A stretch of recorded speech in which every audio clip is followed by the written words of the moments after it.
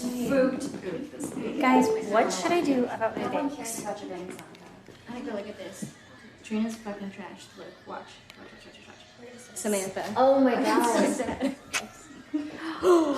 Oh, look at this chunky ass. I have to see this. Oh my gosh, in front of everyone. Have you guys heard of Candyman? Fuck this. I changed my mind. I'm not gonna do it. Come on, Boof. Don't be a pussy. Why not? It's a warm and wonderful thing. Oh, for already information. Fine. Okay, ready? Candyman. All at once, dumbass.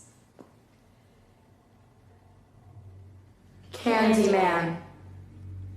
Candyman. Candyman. Not today. Not today. 2 more times.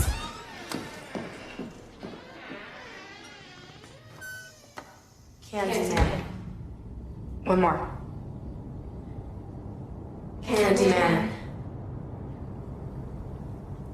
Well, we're still alive, so.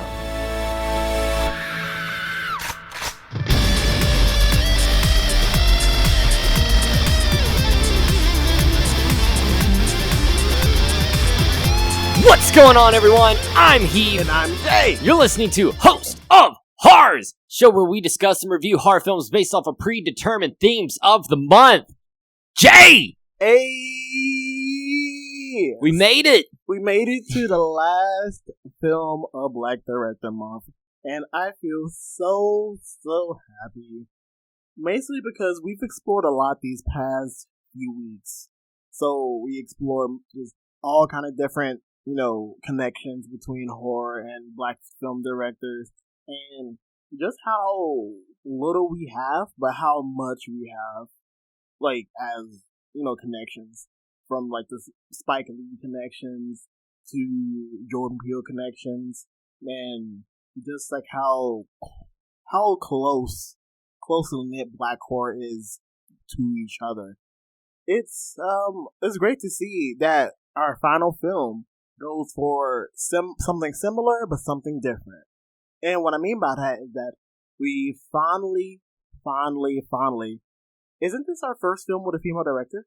Yes, it is. Yeah, our first film with a female director and a Black female director. So that's really, really cool. Record-holding Black female director. She's the first female Black director to break the box office. So, opening weekend, she made $22.3 million during COVID. During a Panini Press, y'all. That's crazy. Yeah. And isn't, I think Candyman is probably one of the highest grossing R-rated films of all time, I think. I think, Deadpool and there's one other Joker, that outdo probably. it. Yeah, Joker, but it is up there. It is definitely up there. So we have a record-breaking, hopefully sometime soon more award-winning female director who obviously has a lot of different, you could say, I guess, perspectives to say. Oh, she's got talent, 100%. Oh yeah, she has a lot of talent. And coming from her debut, which I think 2018's, if I remember correctly, is Little Boots. I think that's the name of her 2018 film, her debut. Little Woods. Little Woods. So that was her 2018 award-winning debut film. Was a festival darling, and I think it's a pretty good film. I know I've seen it a few times. I've seen it. I need to actually pay attention to it because I didn't pay attention to it. But it's me. But going from Little Woods to this film to her future Marvel MCU debut film coming out, I think, later this year, if not next year, in the form of The Marvels. I am deeply, deeply excited to see what more she has to do. I was hoping she was going to do something other than MCU movie, kind of test herself a little bit, because I don't know, I'm just being honest, there's not a whole lot you can do without Marvel being you have to do this and that.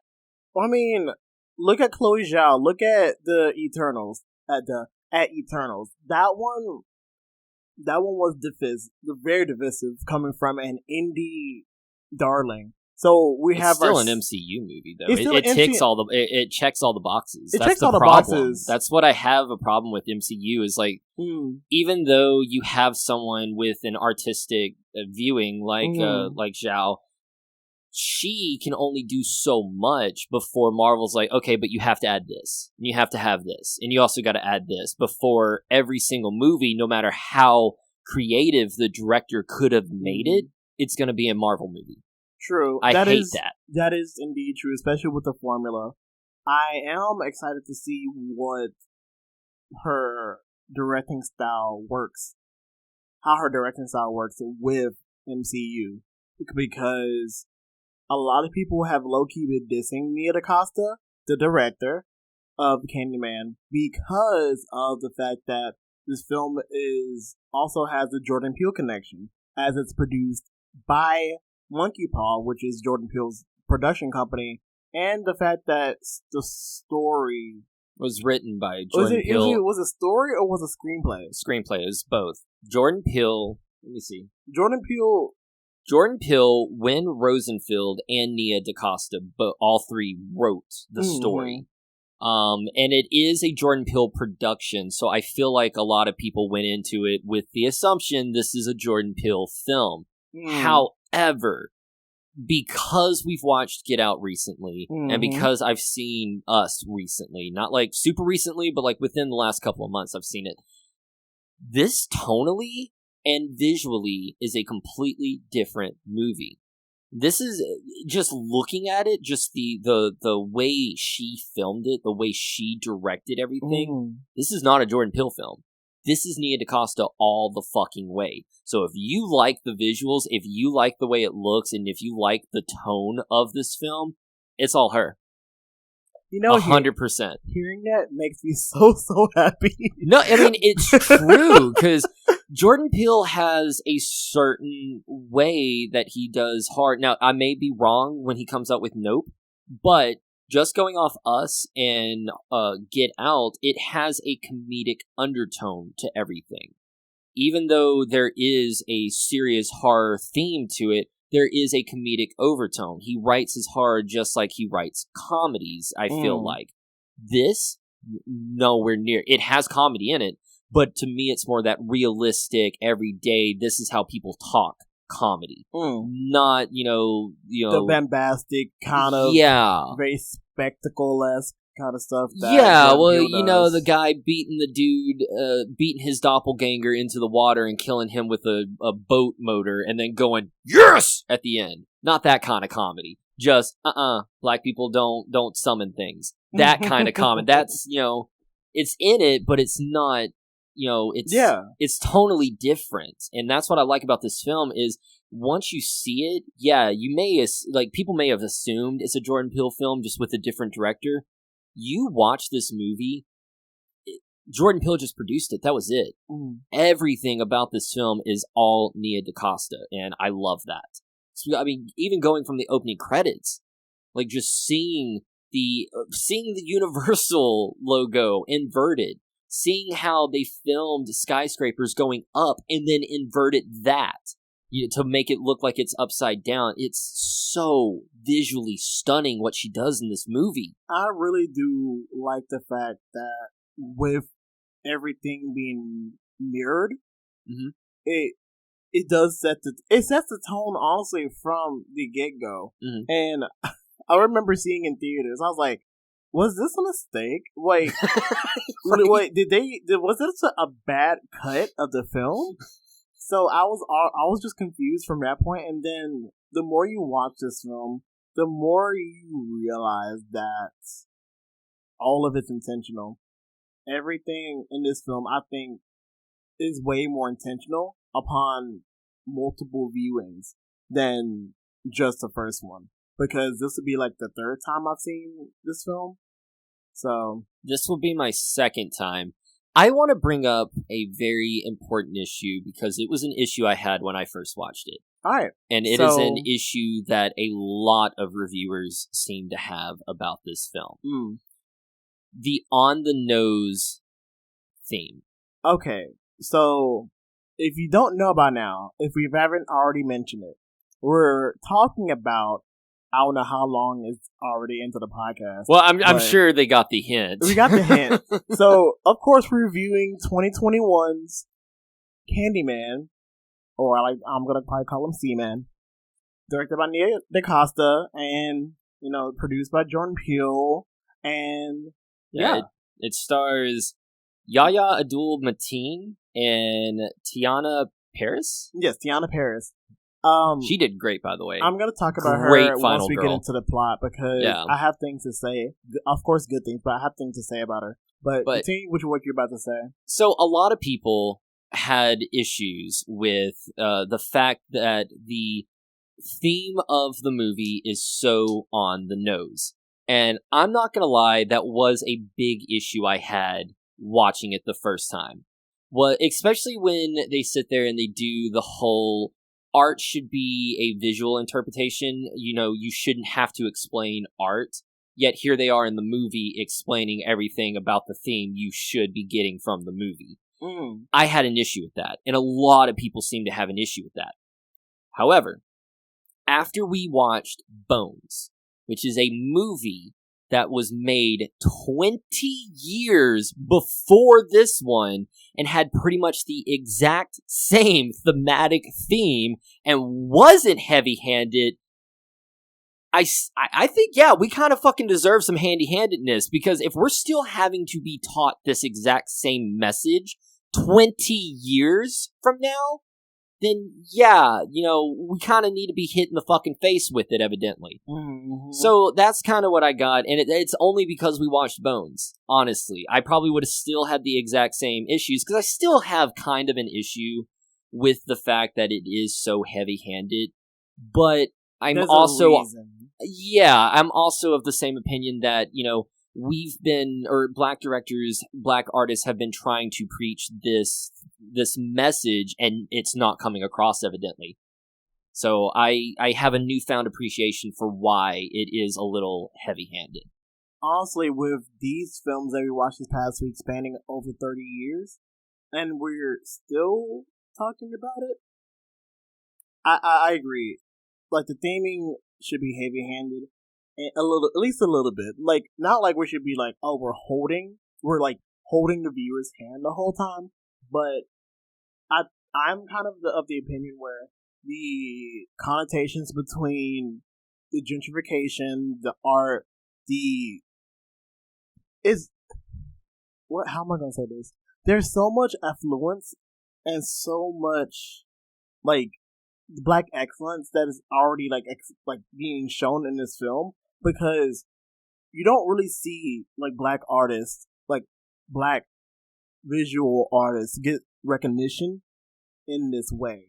And as much as like race shouldn't play an issue into it, I feels like they inserted the topic of race when it comes to everything in a way where it's very integral to the story, to the lore, and to this plot of Candyman right now, and how everything from before translates to the now. And while all of the later themes that kind of get brought up with everything with the heavy policing and all of that, while it still gets, I'm not gonna say it gets old. Well, it does get old, having to constantly talk about the police brutality and the over policing of certain neighborhoods and whatnot. It's really good to see how we've been able to, as black folks have been able to just kind of like move forward from that and still have remembrance of where we came from. Because, talking about the film, there are so many different topics of gentrification of Cabrini Green, which I think is is an actual neighborhood in Chicago, if I remember correctly. Not by name, but yes, where they filmed it at is even the first one, Candyman, 1991. I think that's when it came out. Mm-hmm. Even that was filmed at an actual location in Chicago. So even though it's not Cabrini Green as like the actual name, the effects that gentrification has had on Chicago and honestly all across the country is still felt. So like that speaks a lot to me. And the fact that we've been able to have this concept of like an artist, like a visual artist who like is gaining reputations in the art world and a art curator, like you don't really see these kinds of careers with black people in the media. So it was really great to see this kind of black excellence in this way. I know that was very long-winded. That's kind of my thing, but I really like that. While I still agree with how a little bit on the nose everything is, but it's 2022. Yeah, and we're still talking about it, like you said. So, like I said, it bothered me at first because I will be the first one to admit I'm a film snob. Like, I will pick apart a movie in a fucking heartbeat. There's movies that I absolutely love that I know there's problems with it, and I will tell you the problem with it and still be like, but I like it. mm. So, watching the movie the first time, yeah, there were a lot of issues I had with it. I thought it was a good film. I thoroughly enjoyed it, and I gave it a 4-star rating, but, like, I had issues with it. And I guess I still have small issues with it, but I've grown to appreciate it, especially after doing this month with you and Wendell. It just something about like the heavy-handedness of the message, it doesn't bother me anymore, because it's like, yeah, if we're still having to be told these things over 20, 30, 50 years, maybe, yeah, we do need a little heavy-handedness, you know? And it all starts out even from the beginning. So from the very beginning, we get talked about the lore of, you know, Candyman, about the story about the gentrification of the area, and just how things have kind of changed, but not really changed over from 1977 to 2019, as which the film takes place. Yeah, so you get your first little thing with Sherman, I think it was his name. With Billy as oh god. So the shadow puppets, my god. Yeah, because that was Burke, right? Burke as a kid. That was Burke as a kid, yes. So I have a lot to say about Burke. So basically, we get introduced to Burke, which you get confused, but you realize this is kind of like a thing that happens a lot at the very beginning, or they introduce somebody and it's like they don't really know its significance until like way later. Yeah, and then you meet the main character. Yeah, and stuff like it's happened like almost every movie we watch. Does that forget out? But we get introduced to Billy in the form of the shadow puppets, and it's like playing cops and robbers, and is all like, "Hey, freeze!" Which even back then is like, I feel like even though stuff like this happened, they don't really talk about it.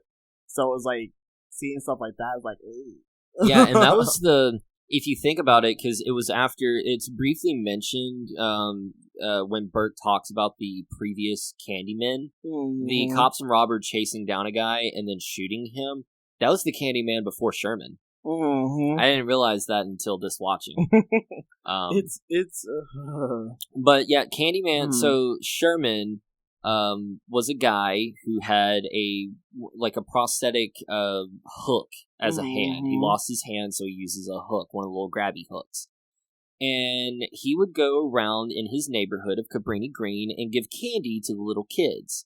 And everything was fine until one day a razor blade was found in a candy that a little white girl got. Since then, the cops have been all over the place looking for it. Because Burke even says, like, cops hardly ever came around here unless they were taking someone down. So, basically, you get introduced to Sherman in the form of Billy, who goes down to do laundry, and on the way there, he passes by these couple of cops who are looking for this dude.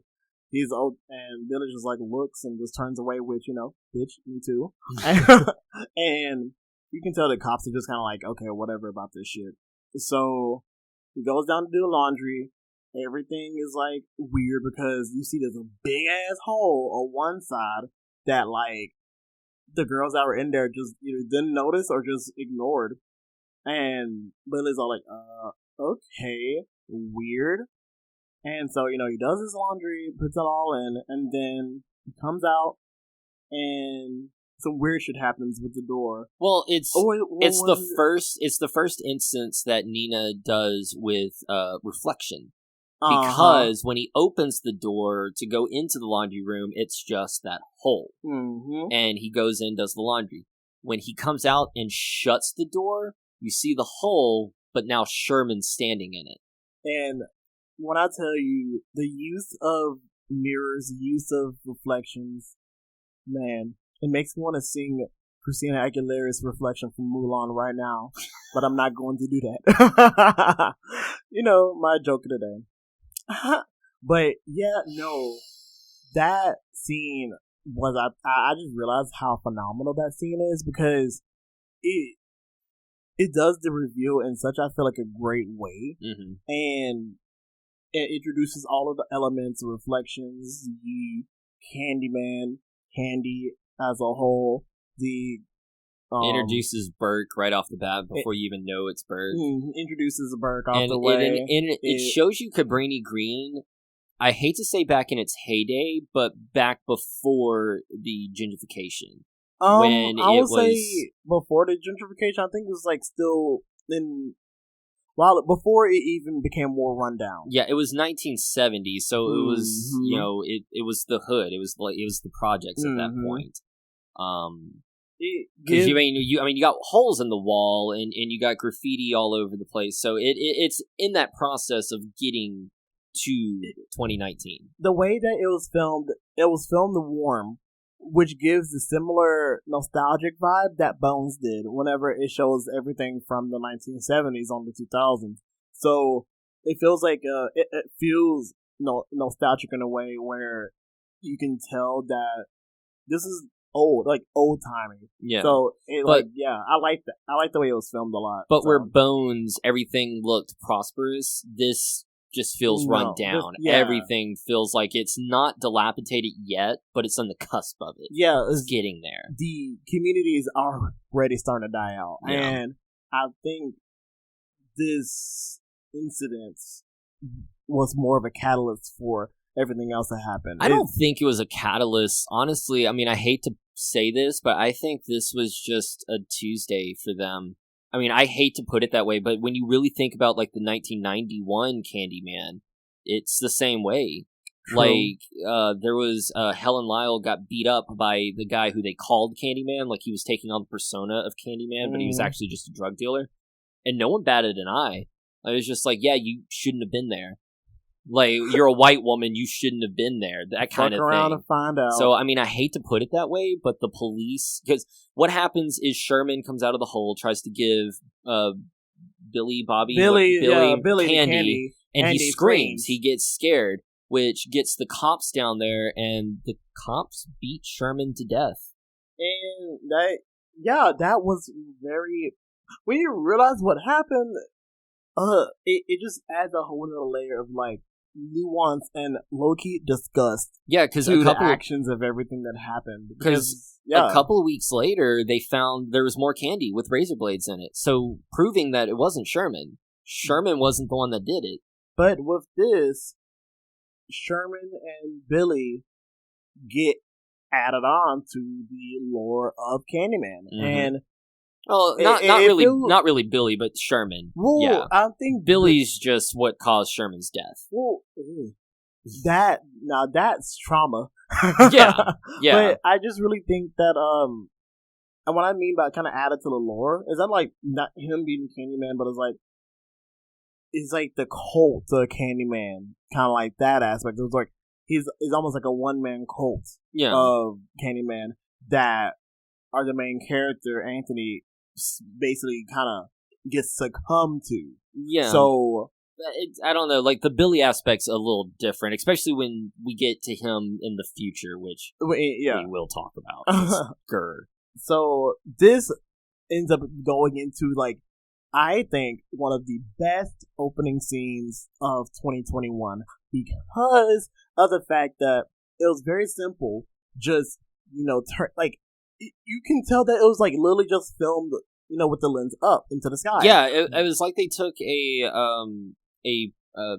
they took a truck or something and like either rigged a the truck camera. or because they did a lot of swooping. So a drone, that's the word I'm trying to think. It's like they took a drone with a camera on top of it and filmed that way. But then when they went into the editing room, they took that footage and turned it upside down. And then just like made it so it was like felt so weird, like everything is either going into the clouds, into the fog that was up there, or it was like it was really cool. Yeah, I thought it was really cool. Because to me, it tripped me out because at first I thought like it was just buildings going down to the ground, and the ground was covered by fog. And I was like, oh, that looks pretty cool. And then all of a sudden you see a building smaller than the skyscrapers. And you see the roof of it, and you're like, whoa, what the fuck? It kind of throws you for a loop, and it's just It's very simple, and like I said, it already adds to the mood and setting a tone for the rest of the film. So once that ending sequence is over, it swoops down onto Troy and his boyfriend, who are walking to his sister's place, and the whole black boyfriend, black man, white man thing when it comes to gay relationships or whatever, blase. Oh, come on, they were sweet. They were sweet. They had chemistry. That was a really, really good. That was a really good couple. And I it's like realistic. That's what I love. I hate when Hollywood does stereotypes for gay couples. It pisses me off to no end. And you can tell that Troy is a little bit more of the film one of the two, but it's not really used at any joking or mocking expense. It just is. And that's what I liked about it. It just kind of normalized it and just like it was. And that was really cool. So they're heading, and what's his name? Grady, that's his name. That was his name? I don't think they ever even mentioned his name. I think they only really mentioned it in passing. I never heard remember. that. Yeah, I just watched it. I don't think they ever really did about it. I think it was either said in passing or whatever, but they go to his sister's house, Brianna, and her boyfriend, Anthony. So Brianna, as you said, is a curator, and Anthony is her boyfriend, who basically came out with artwork that was really, really good a couple years ago, and ain't really been doing nothing since.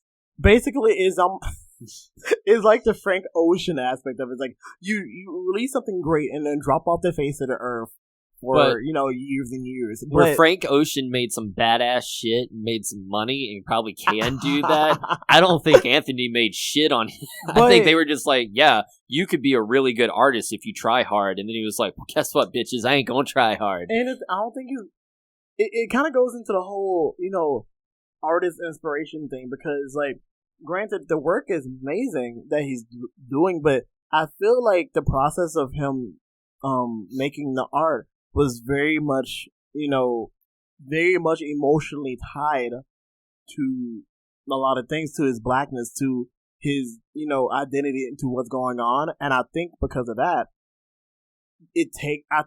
I really feel like it took a lot out of him, which he's kind of like, either that or just really wasn't inspired. That, I think the inspiration thing was it, because, I mean, even the piece that he tried to show, what was his name? Clive, I think. Clive, or Carter. Clive or Carter? I think it was Clive. The art director. Yeah. The place that Brianna was working at, the but museum. the piece that he was trying to show him was just his original piece, but red. So I think he had no inspiration. I feel like he was just suffering from glorified artist block. Yeah. And I think everything with Cabrini Green was what inspired him to go down this rabbit hole. Yeah, and it's all Troy's fault. No, I'm going to be 100% on. It's Troy's fault. Oh my god. It's Troy's fault. He wouldn't have brought up Candyman. Nothing would have happened. If it would have, I feel like it's like, someone gets curious about an urban legend, and I get it. I do agree that if it wasn't for the fact that Troy brought it up, he probably would be in this. But it's also that if it wasn't for Troy, Anthony wouldn't have gotten the inspiration to even think about it. Because it feels like... That's fine, because if he wouldn't have thought about it, him and Brianna probably would have just broken up, and, he would have lived a happy life, probably somewhere else, but not dead. Not a little ghost spirit. Now he's a little ghost spirit. I mean, honestly, it's really cool to be a ghost spirit. But anyway, I don't know. The methods to get there looked really painful. Very painful. I would not recommend. 0 out of 10. So this kind of talks about the whole gentrification thing because Troy is a realtor, of course, like a realtor, and talks about why this area, the area that they're in right now, which is I think part of Cabrini, was like the part but that got bulldozed over to make way for all of the gentrification. Yeah, because and what I liked is going from the original Candyman, which just it was basically a whole section of the city was Cabrini Green. In this one, it's just a couple of buildings.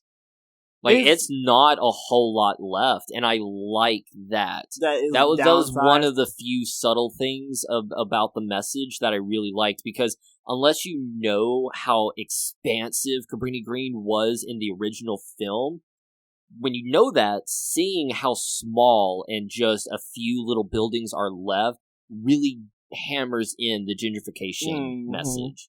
And it's like it went from a whole subdivision to just the name of a building that, has the name of the old neighborhood, but it's not really the old neighborhood. No, it's just a couple right there. It's just a couple of buildings, like the old line style apartments and a church. And that's it. The fact that bringing up that the place is low key haunted, which honestly, I'm like, I can see it being haunted because of everything, because of the lore that Troy was bringing about, everything, like with Helen Lyle, like all of that lore, that was, I think, interesting because it kind of does bring up the whole aspect of like, oh, this place is haunted, and then introducing Candyman as a concept right then and there in the form of an urban legend, which you may believe, you may not believe. Go either way with that. And then it kind of took the, you're kind of interested, but you kind of believe it. And I do like how Anthony is just kind of like, it's like that little, it's that plant, that little seed of knowledge that got planted into this whole situation. Well, yeah, I mean, he boom, interested. I mean, piqued his interest right then and there, because after the whole dinner and everything, about to go to bed, he's like, God damn, she really did chop the head off of a Rottweiler. That shit's wild, and I forgot that happened. Oh, yeah. So, it's brutal.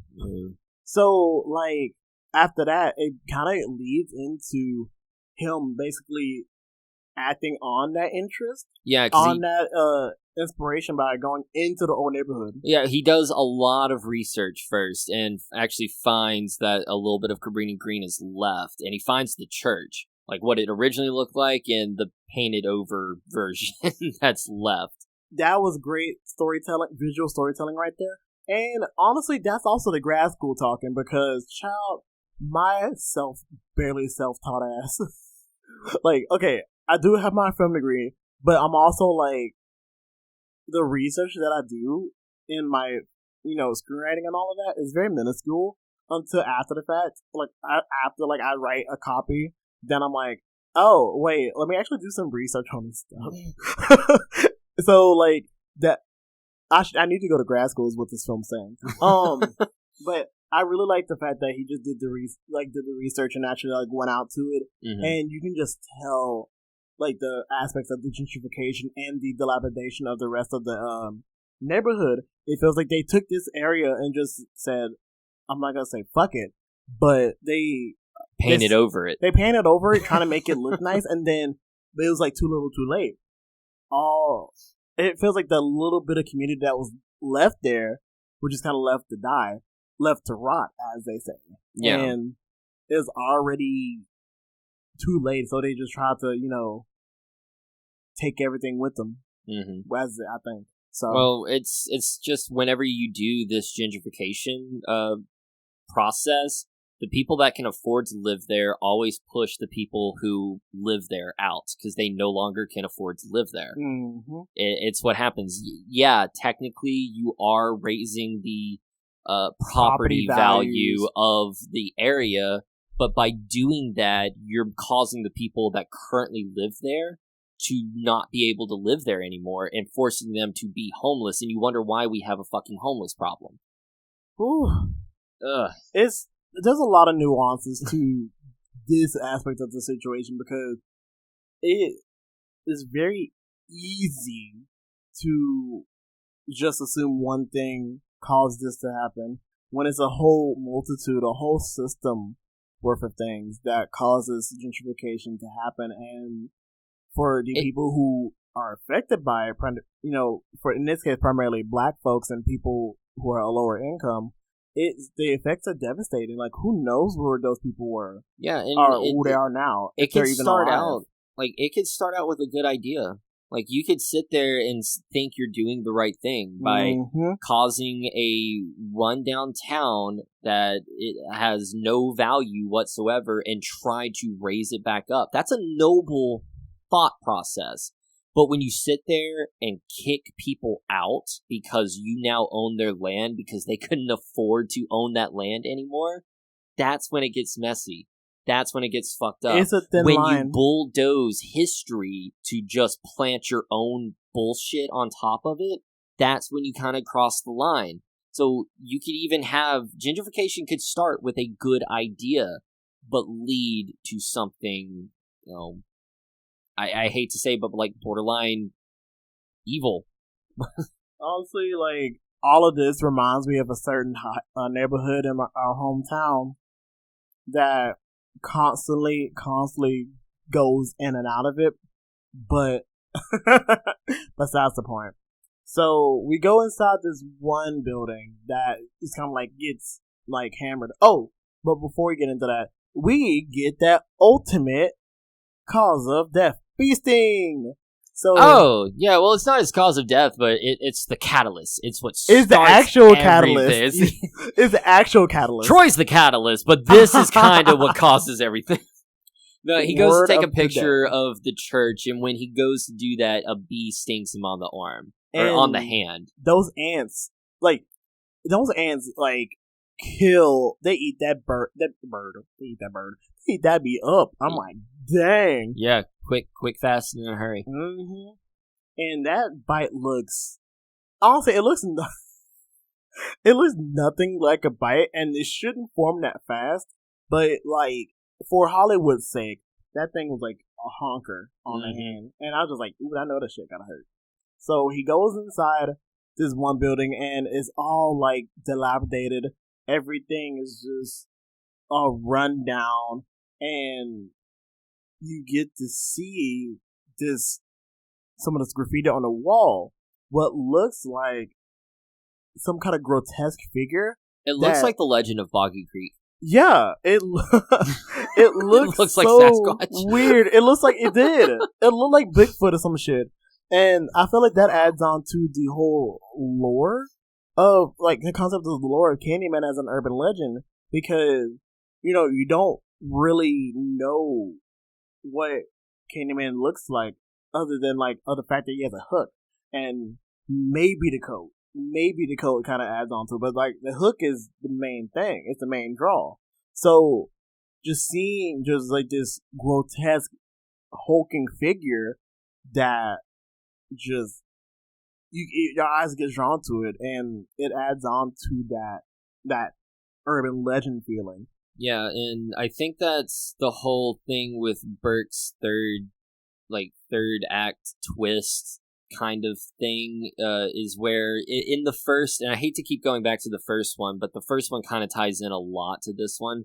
In the first one, there's Candyman graffiti everywhere. Mm-hmm. Like, everywhere. Like, there's actually a whole building that's basically his shrine.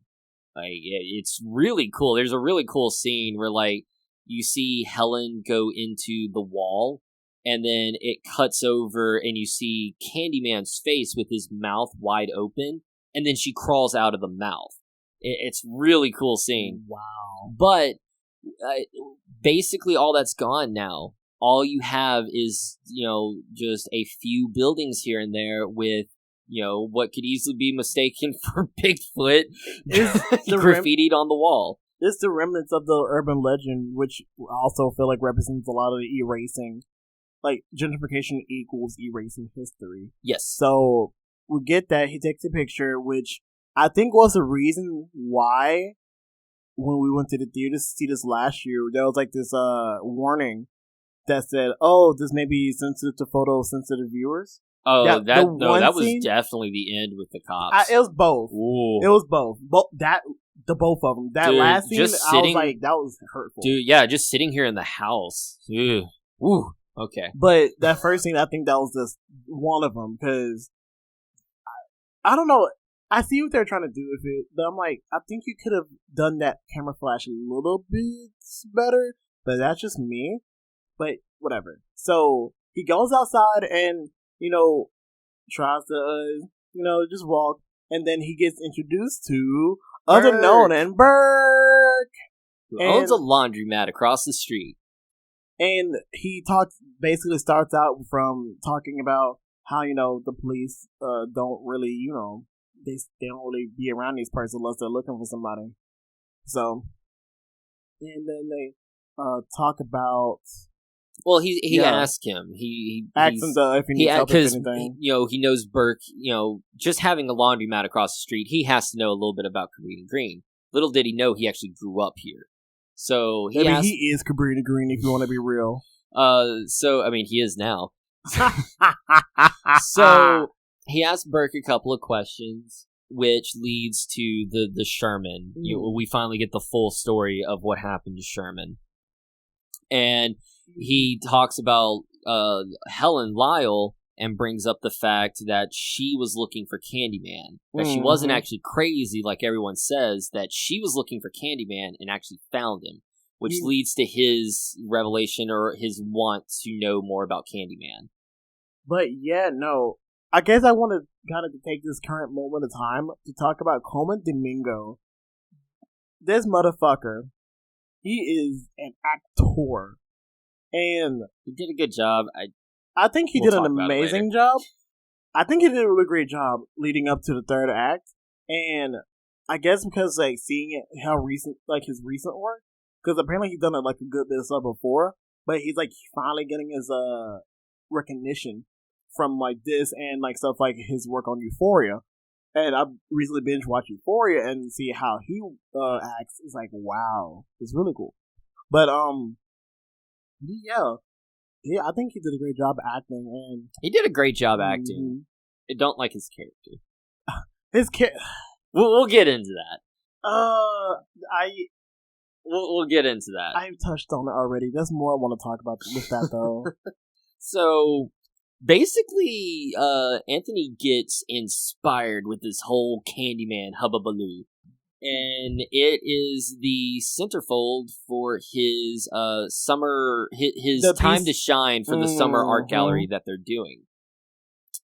And his girlfriend says that he's being a little heavy-handed with it, and he says, "But look, I'm very inspired with it." There's their clarity is there, even if it's a little depiction of violence and everything that's happened from before, because it was directly inspired by Burke's incident with Sherman, and when she got beat the fuck up, he got beat the fuck up. Yeah, and Sherman don't look like Sherman no more. No, and but even when he does actually do the art display, he has to sort of explain it to her. Even she has to explain it to people. I think it's the whole concept of of that, because it's while the pieces are kind of heavy-handed and how they depict the mix of gentrification and the current police brutality and the aspect of the danger of the black person and all of that, I do think that explaining it, which I kind of wish they didn't explain it so much, but I think it's also if he didn't explain it in the way that he did, because I feel like it was explained in a very nervous way, in a way where it's you're oh, I have to impress people, or I have to I feel like I have to be connected, or I have to do this and that in order for people to understand. And I don't know. I can't explain it, but I explain it. I can't explain it, but storytelling, I get it. Storytelling wise, the way I see it is it's the same way that I kind of expressed my feelings towards the movie. When you have the critic looking at the wall piece and he's explaining it to her, she says, "Yes, I get it." And she explains it. It's like, "I get it. It's the whole gentrification, artists taking over, yada, yada, yada." And he goes, "No, that's actually not what it's about." And he explains it to her. It's the same thing this movie's doing, where it's heavy-handed. It is heavy-handed. You can get the message from it, but at the same time, you have to sort of be explained what the actual message is, not through the eyes of through a person's eyes who has lived through it, a person's eyes who is currently going through it. Do you think that's a sign of bad storytelling, though? No. If you have to explain it that way? I would have said yes when I first watched the movie. Like, the first time I watched the movie. The second time, I'm going to say no, because of the exact reasons I'm saying. I, as a white person, don't fully understand the whole gentrification thing going on. The only thing I would understand is, like, okay, I grew up in Grand Cane, little tiny small village. If that got bulldozed down and became a big city, I'd be like, oh, well, I remember when that was a stable. It's not the same fucking thing, though. So, as her, a white critic, sitting there going, oh, I understand, I get what this is supposed to mean, I was doing the same thing when I first watched this movie. Yeah, I get it. I get what it was trying to explain. It's really fucking heavy-handed. I get it. You didn't have to explain it to me. But, yes, you do have to explain it because I'm not seeing it in the same lens that Nia DaCosta's seeing it. I'm not seeing it in the same lens that Jordan Peele's seeing it. I'm not seeing it in the same lens that you're seeing it. So, I do believe, yes, for certain audiences, this does have to be explained a certain way. So if it is a little heavy-handed, it's actually warranted because of that reasoning. And because of that, yes, it is good storytelling. Okay, I get that. I do think that, I guess I kind of agree. And I don't think there's anything wrong with it. Basically, kind of giving a hand to hold, especially when it comes to art. Art is hella fucking subjective, and exploring the art world is like the equivalent of trying to, like, you know, throw a needle into like a haystack trying to find one. It's a very hard thing to kind of really concretely explain unless you write it on there. And just going into just those scenes with the art show itself, even though I think we skipped over a couple scenes, but I cannot remember for sure. It doesn't matter. Yeah, you're right. Well, I think we skipped over a scene where you talk about saying it 5 times. Yeah, well, I mean, it's when he explains his art. Bree. And he's like, yeah, let's say it 5 times, and he actually does in the reflection of the reflection of the window looking outside. And when he does that, Sherman is in the back. And I think so. Yeah, well, you got to talk about it. I feel like because it leads into what happens in after the museum and all of that. But he explains the piece to the critic. The critic kind of puts him down, and that's where he starts drinking a little. Yeah, kind of brushes him aside, and I'm like, Grant, I get it, liquid courage. I kind of hate how the potential pretentiousness of how art is perceived in the eyes of the people who are claimed to be important, who sees themselves to be important. It comes at the cost of the actual, like, artists themselves, because they have to appease these, like, people who they claim they have, like, these art degrees and all of these, like, exceptional eyes and understandings about society, about life, about all kinds of things in order to see it in a piece of art. Well, it's just critics in general. Like, any critic in general. Like, I hate the idea of a critic. I hate the idea of a critic. I like reviewing and giving your own thoughts on a film, but it's just your own subjective thoughts. You know, you shouldn't sit there and go, I'm probably not going to watch this movie because a critic I really trust says it's garbage. Who knows? You may actually like it. I mean, honestly, that's how I came up with my list. The 2021's films last year, if you want to be real. But I just think that all of it comes at the cost of like the well-being of the artist or the person that's presenting the piece, and it just you have to impress those people, and it just sucks that you have to. That's how the whole art industry works: is that you're impressing people in order to get further ahead in a career. I mean, that's how it's going on in the film industry too, and almost every creative industry known to man. But yeah, that I hate it. You're constantly having to impress people that think they know better. You feel like you you have to prove yourself, and then because of Anthony's prior accomplishments, there's he has to basically top that. He's got a standard to uphold. He has a standard to uphold, and everyone's trying to uphold him to his standard. And Clive brings up something about how about kind of use that. It's a little bit of nepotism because of the relationship that Bree and Anthony have. It feels like it kind of is this form of nepotism that kind of gives it an unfair advantage. Or something like that, because he brings up the fact that he could have used the spot for a better artist, that she needs to leave work and who's fucking her out of it. So yeah, there is that. And then the immediate hypocrisy of it all. Yeah, he's fucking his intern. Right? So it's just kind of that leads into such a good scene. So with that, of course, they are kind of taking his work lightly, like everyone else so far has. And he gets drunk and just throws a warranted hissy fit, but throws a hissy fit, and Brianna's like, okay, we need to fucking leave. And pissing Clive off. And you know what, though? It feels like all the events leading up to everything that's been going on is it feels like the relationship is somehow rocky as well, because of the fact that their lives and livelihoods and careers are kind of intertwined, and it almost kind of feels like she's helping him, and people around him are kind of thinking that he's kind of a deadbeat because of it. I know that's strong language to use, but it kind of goes in that direction where they oh yeah, no, everyone kind of thinks he's a deadbeat. Everyone from the critic to her brother Troy thinks he's washed up.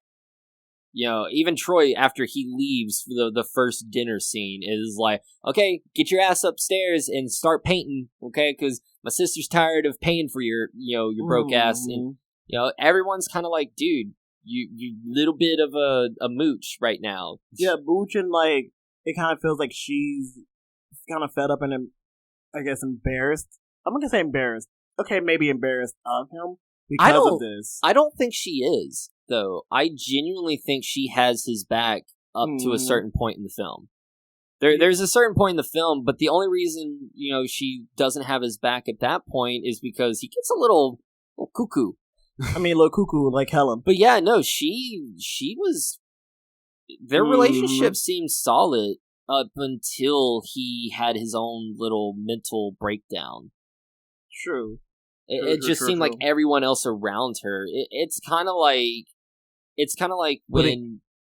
It's like it feels like when other people get into your head about what your relationship should be. Yeah. And that kind of succumb because, you're letting outside forces dictate how you feel about a certain person, not the person that you care for. So it feels like there's yet another nuance to this film that I feel like I was able to pick up on multiple watchings. Yeah. And it just kind of shows that when she's pulling him away, and that that very extreme wide shot of them getting on the train, but you can see that she's kind of away from him, away from Anthony, while he's kind of in his little tipsy drunk mind. And there's a storm in the background, indicating a storm is coming. A storm is coming, honey. But So no, oh that my was god, and then it leads to Clive and the intern dying was Yeah. so good. So, like It I was said so before, they're kind of, taking his work lightly. So there's like, oh yeah, they're not taking it lightly. They are shitting all over his work. Like, they're just shitting all over it. And they're about to go to sexy little boom boom town. And she, for whatever reason, white women, she goes and starts saying Candyman in the mirror. Oh my fucking god! Of course she would do it, and then and Clive didn't help with like her eventually egging her on like the horny dumbass he is. She finally says Candyman the 5th time, and she then, gets her throat slit. And then Clive was like, "What the fuck is this?"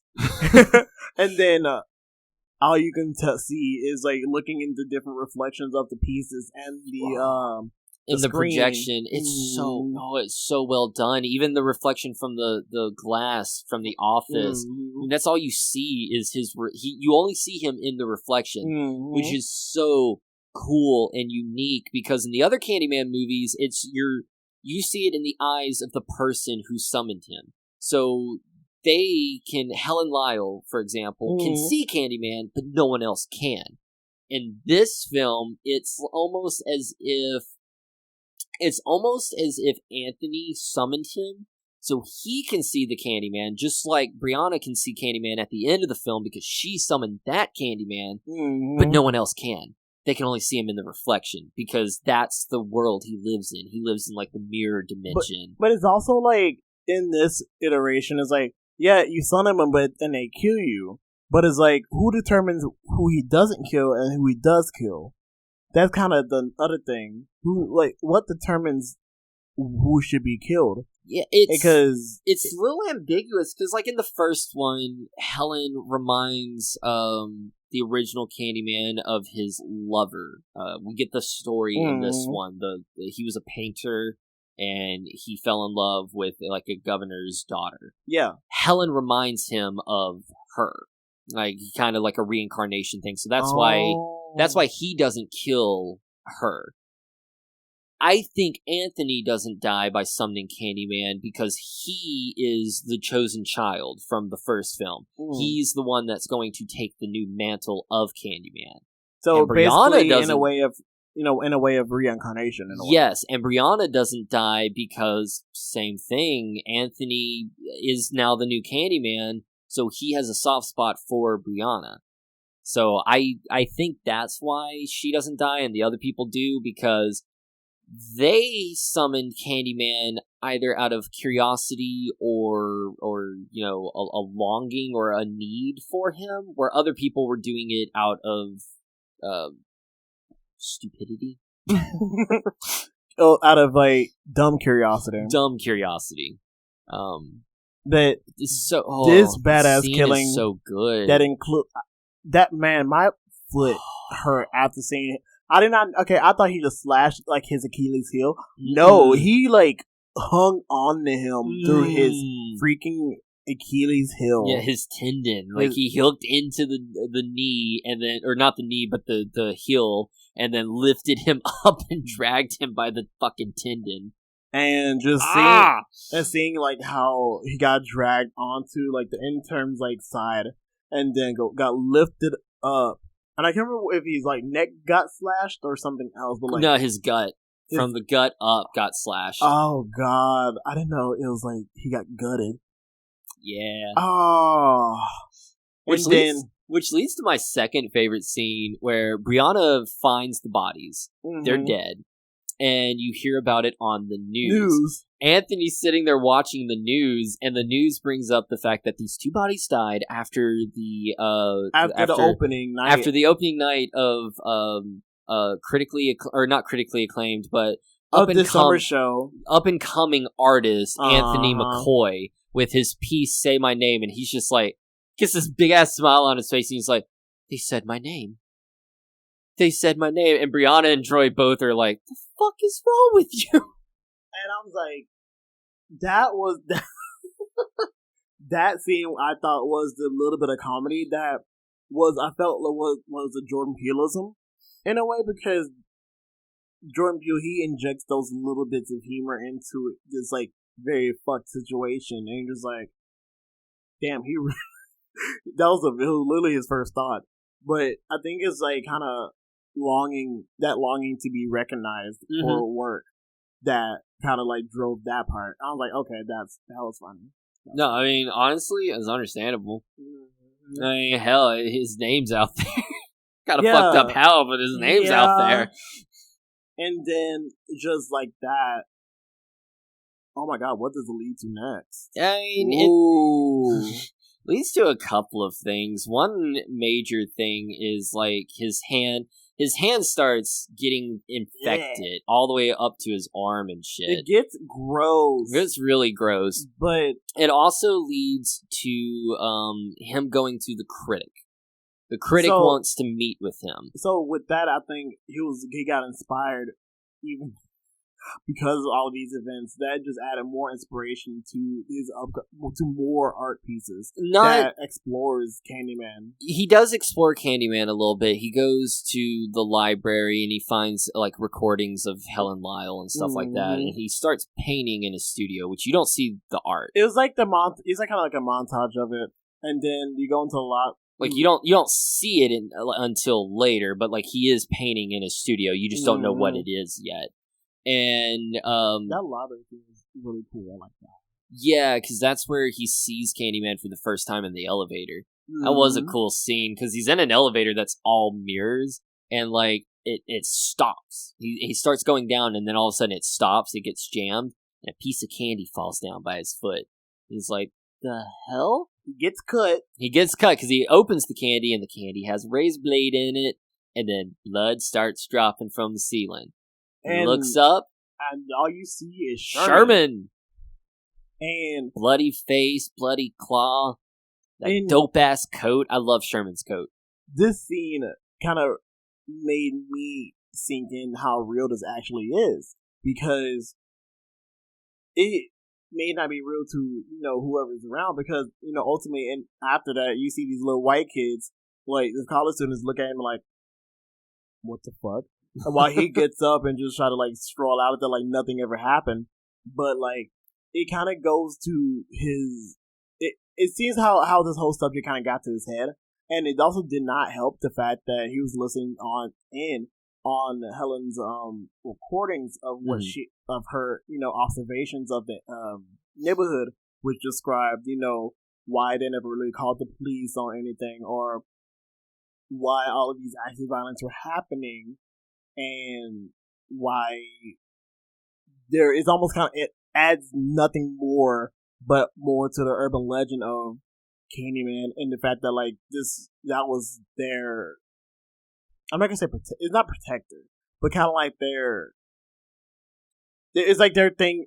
It's like their what they call it? It's almost like a scapegoat in a sense. Scapegoat, where and it's also morality story. That's it. Their morality story in a way that's like it kind of uses them to keep kids from acting up. It's like, oh, Candyman's gonna get you, kind of like that shit. I mean, yeah, but it's also like it's something to put blame on. Like again, in the first movie, a baby goes missing. It's Candyman. I blame. A woman dies. It's Candyman.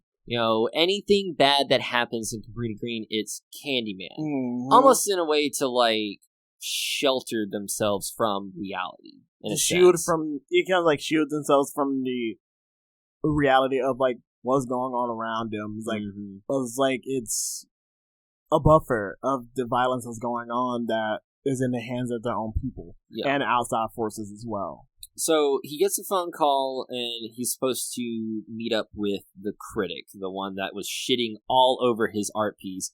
And Brianna's not answering his mom's calls either. Yeah, not answering his mom's call. Which is I kind of wonder like why is the other reason why he hasn't been really responsive to his mom. Maybe does he know that something's up, or is he just kind of like been so inspired that he just kind of like had a tunnel vision that it just kind of like forgot about his mom? Yeah, it happens. It does.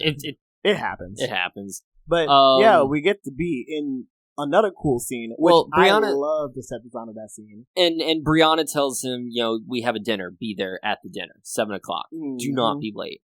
So Don't fuck this. Yeah, Okay, don't fuck. that's the part that I really thought of the whole embarrassment thing. It's like she has his best interest, but at the same time, she's advancing in the art world, and you can tell that she kind of feels like he's kind of bringing her down in a way, which kind of sucks because they're supposed to build each other up, but it's like there's a way that was like he's kind of it's not connecting the way you think, and that sense of loneliness that comes from that is shown, I feel like, in that very long take of him zooming in on him, and like, you know, walking across like all that part of Chicago where, you know, is very bustling, very busy, very metropolitan. I mean, and like is a far cry from the hood aspect that he was in earlier in Cabrini, and like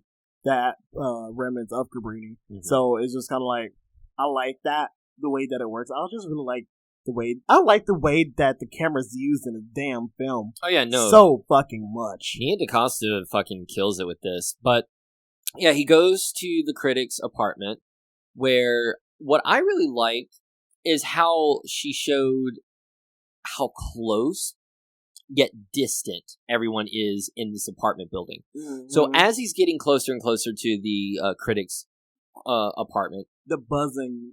No, I like the buzzing. Well, but it's him passing each door, and you hear what's going on in each door. So, like, at first, it's like a couple yelling at each other, and then it stops. And then he walks past another door, and you hear a baby crying, and then it stops. Yeah. And then you hear another, and it just keeps going and going and going. So, like, it's like this connectivity. Like, it's these people so close together, yet so far apart, that I really like. And it also hones in at the end, where the critic dies. But yeah, he gets there, he goes in the apartment, and the critic is now fascinated by him. Loves his work, thinks it's amazing. It's eternal. It's eternal, mainly because someone basically killed in the name of his art piece. It's really crazy because, like, it almost makes it look like, as she said earlier, it's like, I'm not saying that's your fault, but the way that she's all of a sudden like interested and wants to capitalize off of this, it is a whole nother kind of feeling of like, oh, they don't like us, but they like what we make. And then bringing the conversation of how they said you know that she was trying to say black people probably, but like, you know, she said artists, and how artists kind of create gentrification instead of like, you know, artists being you can say the victims of gentrification. And it feels like I don't know. It kind of feels like they're putting. I don't know. It kind of feels like they're like replacing, you know, people of color, low income people, black people with like artists, and try to like, you know, make it synonymous in this case. But that's no. I mean, no. I agree with that. I don't agree with what you said about like artists being the victims of gentrification. Going back to what I was saying earlier, an artist can have the right idea. In the scheme of things, gentrification is technically a good idea when you put it on pen and paper. The execution, though, is where it falters. Which I think he talks about when, you know, he's kind of like, yeah, he's like, you know, bring up like these people come into town, and you know, you try to bring them in. It's like, hey, the property values are low, everything's cheap. Come in and, you know, find a place to just dump your art and to, you know, create your space. Mm-hmm. Having those perfectly white or only white people come in and just like, you know, raise everything up, and then bam, everything else gets blown out. Yep. And she kind of is like saying, I think she kind of is like thinks of that in a way. It was like, it was kind of like a diss. I thought it was like a total diss at his work. It was. I mean, she is not interested in the work. She's interested in the fact that people died because of his work. I don't think... No, 100%, because death sells. I mean, murder sells. Yeah, I just don't like the fact that you, like, having the relevance, like the coincidental relevance of the fact that people got killed in front of his work. You think there'd be no correlation because, you know, why is this not, being done away? But like, it feels like they're using those deaths as kind of a statement. Mm-hmm. And I just hate the modeling of it, because it goes to show how society just, uses death and uses like the concept of compassion in the form of like, people dying and eliciting those emotions from people dying to sell a work or to, gain a way money up. Now, and not just really financially. You can tell, even though she's already high up, that she's trying to get more clout. Yeah, no, 100%. But I mean, think about it when there are thousands upon thousands of different true crime dramas, true crime reenactments. I mean, hell, you could literally watch cops do their thing for 24 hours on a show. There's hundreds upon hundreds of serial killer documentaries. Death and murderers sell, and that's what she knows. She hated his art. Did not like it whatsoever.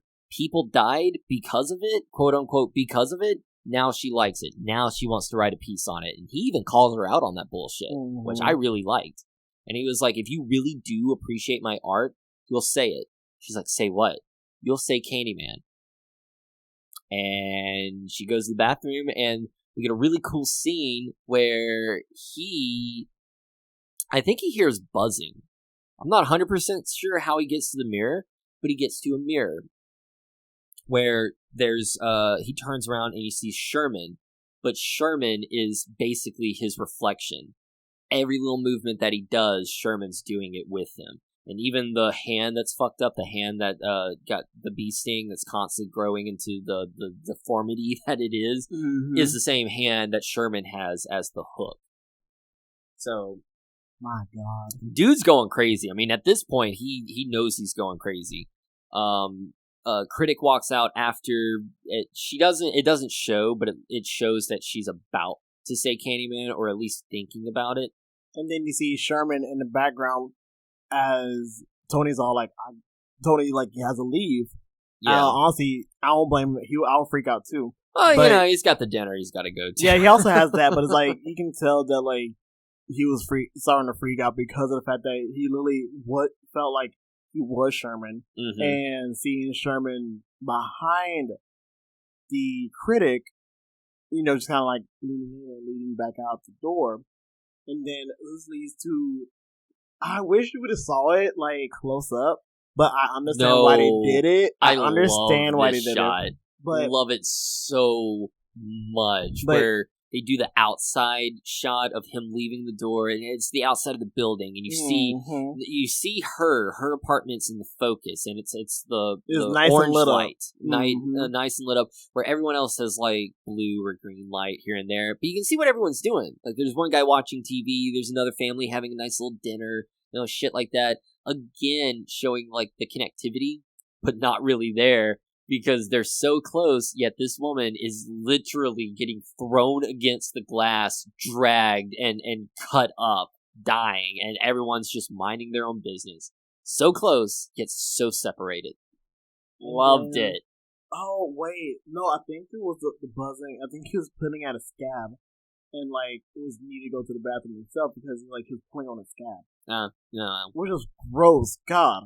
But he pulls on a scab more, and it cuts to him pulling on a scab at the dinner, and he's at the dinner now, and this rando's like, "Careful, stop that! You've been infected." And I'm like, "You're not wrong. You're not wrong. He really does need to like get that checked out." But, like, also, who the fuck are you?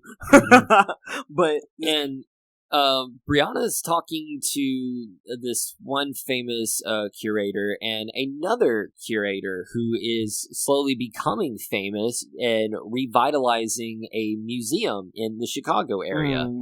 And someone that Brianna obviously looks up to and is inspired by, which makes one of the next scenes kind of sad in my opinion. But she's talking to Brianna about furthering her career. Maybe possibly moving to New York, maybe possibly taking a job at the museum, branching off, doing her own thing. kind of hearkening towards what you were saying about maybe Anthony's holding her back a little bit, that she would be better off alone on her own. Or, not under someone who literally had to die for her to get noticed. I won't say literally had to die for her to get noticed, for her to be free, in the words of the little old critic. Yeah. I think Clive was actually kind of holding her back as well. Because, it feels like, while she was working at the museum, he was the creative director, owner of that museum. Mm-hmm. So it's like, it feels like her work is being basically on the cusp of, like, blown up, with Anthony's work kind of, like, rising up in notoriety because of the happenstance that happens. I wouldn't say notoriety, and infamy. I mean, because the only reason it's blowing up is because people keep dying. Because even at this dinner scene, at the end of it, after we get a little conversation with Brianna and the other character, everyone's phones go off, and they find out that the critic died, and her husband is the main prime suspect. Yeah, even though he didn't tell Brianna, he didn't tell anyone where he was going, so he's in the clear for that. Mm-hmm. But I do like how he's just like, I gotta go, and walks away, and she's just like, Anthony, like, did you do that? Like, the delivery she gave was just like a mom getting onto her son, like, Anthony, what have you done? And it's like, I think honestly, basically that whole guilty dog barks first thing, it kind of gives off that vibe. Oh, 100%. Because it's like, if he wouldn't have walked off, or stormed off, like when he did, there's no suspicion would have been cast on him. Well, I think he had suspicion, but he also had doubt, because again, he saw Sherman behind her, he saw Candyman behind her, but now that she's dead, he knows this is real. That he's not just hallucinating, that it's real. Mm-hmm. And he even gets it confirmed by Burke after he goes back to Burke. And he's like, I need to know the full story of Candyman. Tell me everything. Mm-hmm. And this is where we get the reveal of the paintings that Anthony's been doing. Brianna comes home and sees all the paintings. And what he's painting is all the different faces of Candyman. Before he even knew any. He knew the Sherman one. That's all he knew was Sherman, and that was because of Burke. But then Burke tells him, the guy before him got run down by the cops. You had another guy that got lynched in the 1920s. Then you got the original guy, Tony Todd played him. I can't think of his name right now, but the artist. Mm-hmm. The artist that fell in love with the governor's daughter, and then gets basically just all the way fucked up, and telling about how all these brutal ways that he was killed. Yeah, and my God, they ran him down, beat him, cut off his hand, shoved a rusty hook in the nub, tied him to a tree, smeared honeycombs on him to let the bees sting him, and then lit him on fire. And damn. I would be like, if I died, I was like, baby, my spirit is haunting every person up in this bitch. Right? Like, I am haunting every single one of y'all motherfuckers. And so Brianna finds the paintings, and she's concerned because she's already had her father, who was a troubled artist, essentially kill himself. Like, he jumped out the window when she was a child, in front of her. So and this is another reason why I think she really does love Anthony. Like, even though other people are kind of giving her the idea that he's holding her back, she really truly loves him, because she sees what's going on with him, and you can see a lot of her father in him, possibly. Yeah, and I think at this point she's like, I couldn't help my dad, but I can help you, kind of thing, is what she's trying to go at. It's not until, because he's convinced Candyman's real, and she's like, well, I can prove to you he's not real, and she goes to say Candyman in the mirror, and he saves her by throwing something at the mirror, breaking it, and just starts breaking mirrors. But it comes off as like, oh, you're like a fucking brute, you're going crazy, you might hurt me. Yeah, and so she leaves. She goes to her brother Troy's place. Then this shows how much that Troy, I don't think, really cared too much about Anthony when he basically gone off about like how much of a fee fi fo fum orc ass motherfucker. Well, like I think that's just being a brother. that's Like, I still, honestly also, feel like he may have felt that way initially, but I think that's like a brother. Like, you could like have a strong relationship with someone. The moment they fuck with your sibling, done. All connections cut. Fuck that dude. So I get it. I just get it. I do got get it. That. And then they kind of this is where the parallels with her father come in as well, because talk about how their mom wants to sell off the storage unit with all her father's works, and I understand not really wanting to have to be reminded of the fact that you couldn't really save your father, even though you were basically what the fuck could you do? But Troy brings up another kind of in your face message about burying the past. You can't run away from the past. You can't keep burying it. Is exactly what he says. Another Jordan Peeleism from last scene. But it, again, it is on the nose. But I've grown to be okay with it. It works. I think it just works because like sometimes you need to hear it. Yeah. I feel like you need to hear these messages before it sinks in, and I think that's kind of what it is. It also kind of like brings to show that other scene with her going into New York and talking to the other curator about. She doesn't go to New York. She goes to the museum. I mean, I'm not in New York. I'm sorry. Goes into the museum and talks with the curator, and all she does is get reminded of her father and her. Okay, work. This is what I wanted to say because she looks up to this person. Yeah. You can clearly see she looks up to this person. Yeah. This person breaks her heart, and you can tell because Nia DaCosta cuts out the other person as she's saying this, and all you do is focus on Brianna, and that's it. Just her raw emotions of receiving what a person that she looks up to is telling her, and basically, she's talking about Anthony. She's talking about the death surrounding Anthony's work. She's talking about her father, his tragic death, his work that's never been revealed, and how she has an amazing story. And tragic. And that was a very tragic, amazing story. So it's like... But it hurts me so bad because it's almost like Brianna has nothing to give. It's like she... No matter how hard she worked to bring a name to herself as a curator herself without any kind of legacy involved.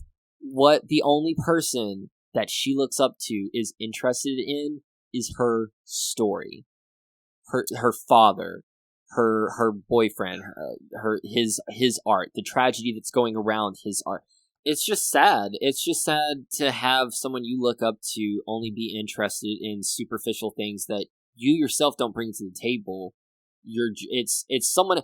Basically, what this person is saying is, I like what other people are doing.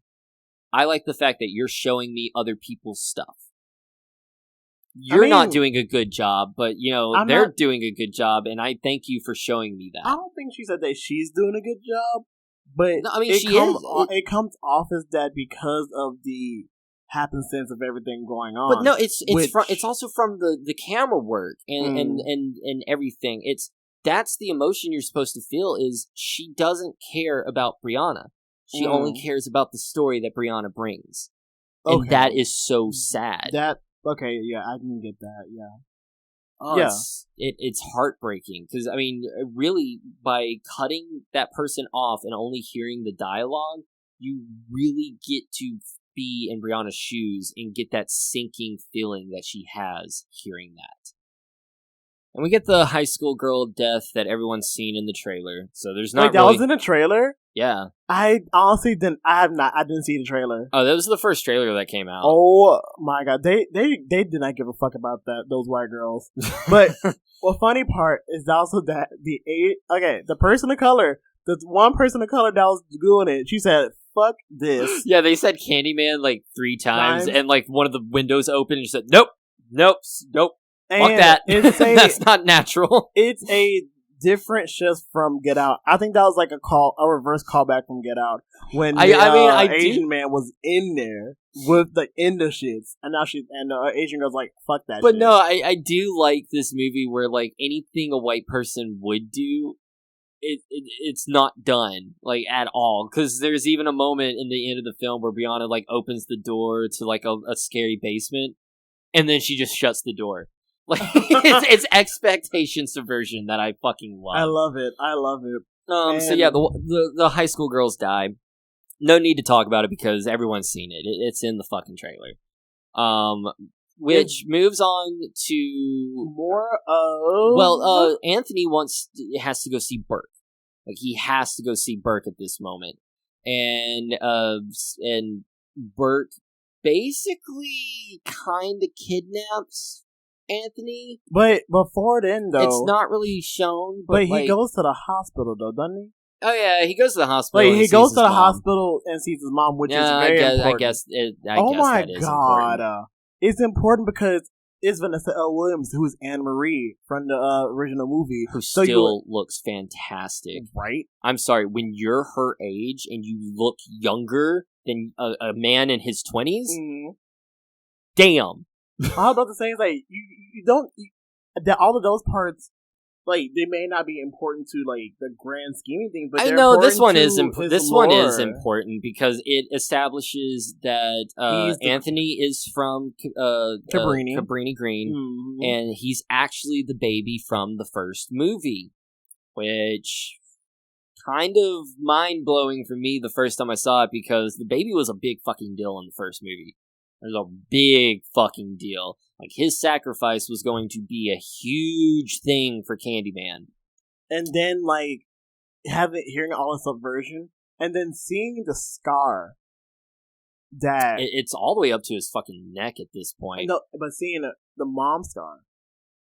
The mother, yeah, Anne Marie, she has a scar. Yeah. That correlates to, the first movie as well, which I thought was a great callback and a great like continuation of what's going on. So it kind of makes this film as a whole much less of a sequel, more so of like it's like a continuation. It's like it's a sequel. Like you can cancel the other two. So Day of the Dead and whatever the fuck the third one is. I was thinking more so it counts as like this is Halloween. And this is 1974 Halloween, and this is like 2018 Halloween. That's sequels. I don't know. I hate that it doesn't give sequel, but it gives like some sequel, but more so like retelling, but also like it's a continuation of that story. It's a sequel, but I guess. It just doesn't give me sequel vibes, I guess. That's kind of the feeling. I don't get a sequel vibe from this. Even though it's like, it kind of, in all intent and purposes, is a sequel, it doesn't really give sequel vibes. I guess that's where I'm coming at with that. But, it does give some of the best acting in the film as well. Because Miss Vanessa L. Williams can act her ass off. Yeah, she can. Like, even with doing nothing much at all, you can tell how much the pain, the emotional pain from having to shield her son from this, but the reasons why are very, very fucking valid. And that's probably why she wanted to like see him and kept calling him and stuff like that, is because she watches the news, she sees what's going on, she sees what he's doing, and like even from before, it feels like there's a reason why he was just kind of like avoiding her, because it feels like something may have been off. But like it becomes more apparent that something's off whenever they actually go to it. And I really did like the fact that it's like he's kind of like so small. Like he's like very small when they have him coming in, and it just feels that feeling of smallness that he feels like it's diminished even more so the more he hears about it. And basically like now it's like, oh, well, fuck, I'm part of some kind of fucking prophecy now. Like, that really sucks. It's like a subversion of the chosen child, the chosen one stereotype that is like, bitch, who the fuck is out here actively wanting to be the chosen one? Well, like, bitch, I'm gonna die. Like, I don't think he comes off as some dying, but it's like, bitch, feel like I'm about to die. Yeah. And And that that's really sucks. yeah, and that's where he gets kidnapped by Burke shortly after that. Mm-hmm. And Brianna shows up to the apartment to get her stuff, along with Troy. But I love Troy. Troy's amazing. But Anthony's not there.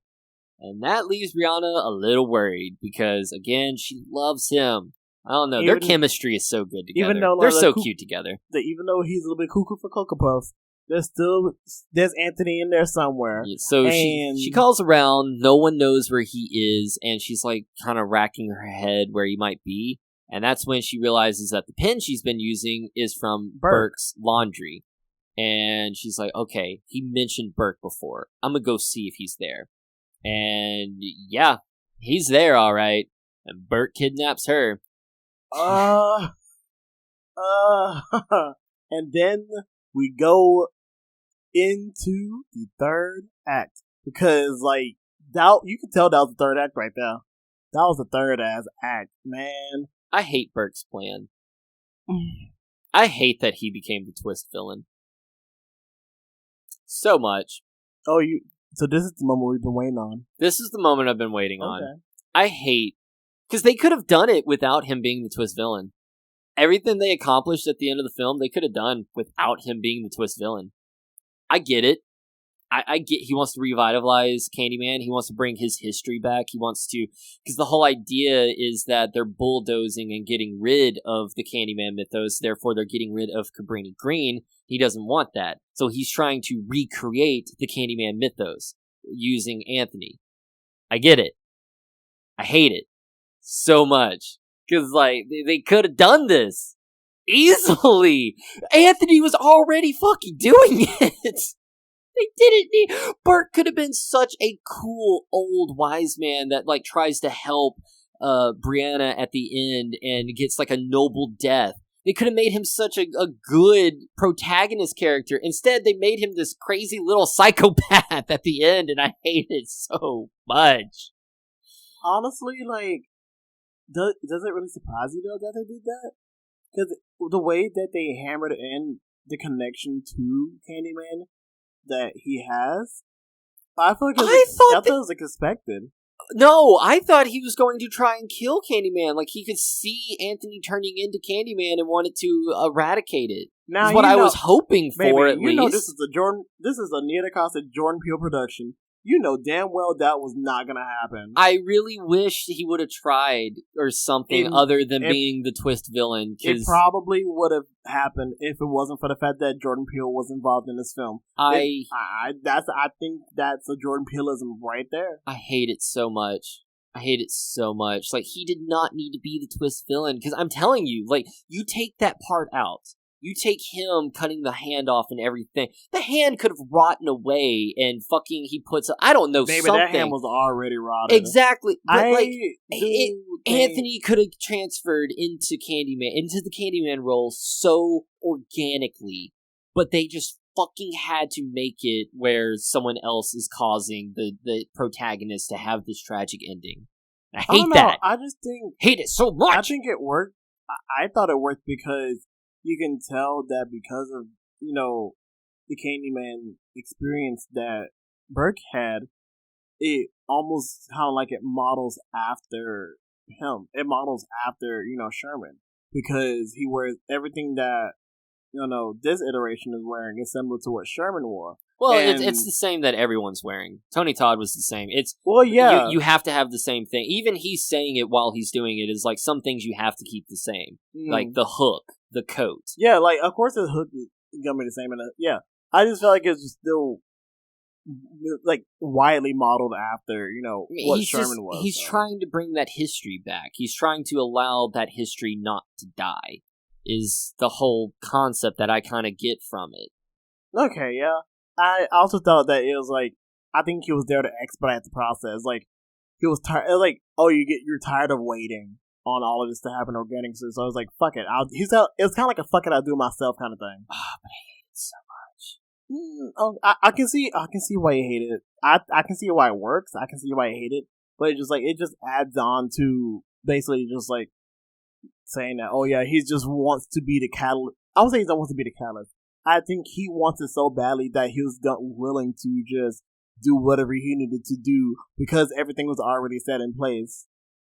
Everything else is already set in place. He didn't really need to do much else other than just, put the physical manifestations of everything else on to Anthony, so we can have the full reveal of Anthony being Candyman. That's just me. You know what else I hated? How stupid he was during his death. So he Okay, Brianna dumb. escapes. Brianna escapes, right? And he chases after her.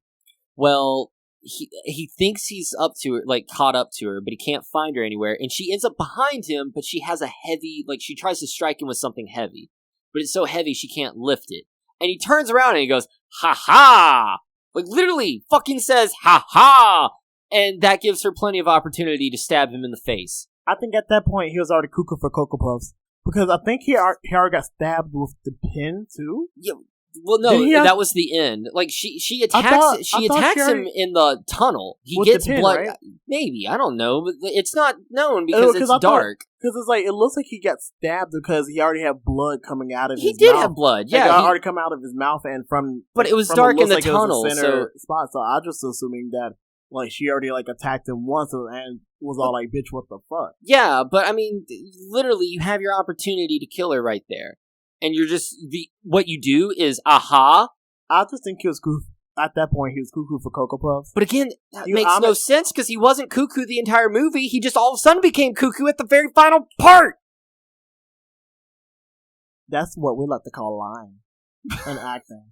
Because I think, I can see it plain as day, I guess, because the true nature got revealed.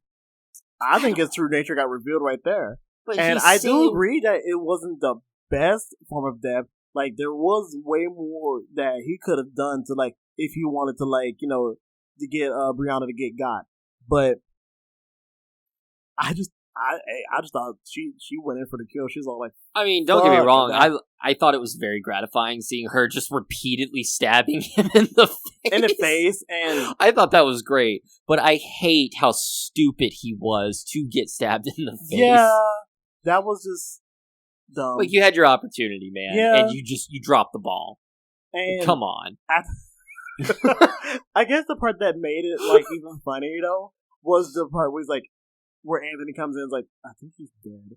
And I'm sorry, that part internally just had me laughing. I was no. that was another Jordan Peeleism, had to be, because that was a funny moment right there. And then the funniness became immediately romantic. And then, he looks like he's really about to die. Well, yeah, because he falls down and she catches him. At this point, because Bert called the cops. He had that white man voice. He had a very good white man voice. That white man voice down packed. He probably was one of the extras on Nice to Meet You. Yeah, he practiced. Sorry to bother you. Sorry to bother you. Uh-huh. He practiced a lot. Yeah, oh no, he do his code switching like a no one's business, and that was funny. So anyway, but yeah, the cops are there, and she's yelling for help. Come help, he's dying, yada yada yada. Cops show up, and fucking Anthony is on the ground already. Yet they still shoot him. He was on the ground already, and they shot him on the ground, and it shows the full shot after you see Brianna's reaction to it. And you see the full shot. You see fucking Burke on the ground dead. You see what very little of Anthony, thank God, but you know that he got shot up from the shadow figure of the cop. I did like that. I like that too, because the whole movie, Candyman, the killer, has been the shadow figure. You only see him in reflections. Now you see the cop as the killer, as that type of killer only in silhouette. So I did like that as well too. I think it also kind of added on to the heavy-handedness of. Oh, it does. It's very. I still like it because I liked it. I liked it. It's very heavy-handed, but of the theme because of the current state of everything. Due to the current state of everything at the time this movie was filmed and released, it just fuck. It was man, this again. But it makes so much sense. It makes complete sense. And So, they take Brianna into the cop car, and after discussing with the either the sergeant or the lead detective, who's basically trying to pin her. yeah, well, he gets in the car. Mm-hmm. And I watch a lot of audit videos, so I know for a fact that shit like this happens. So I've seen it happen in quite a few body cam videos where you can see one thing happening clear as fucking day on the body cam, yet when the sergeant gets involved, that cop who caused the incident will have a different story.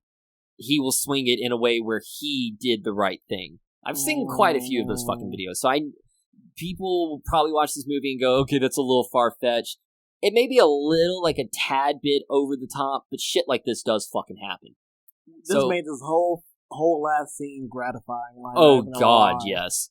So the detective or the sergeant gets in the car, looks at her, and says, "Man, it's a shame what happened to your boyfriend. I mean, he killed that one guy and then lunged after the deputy like that. I can't believe it."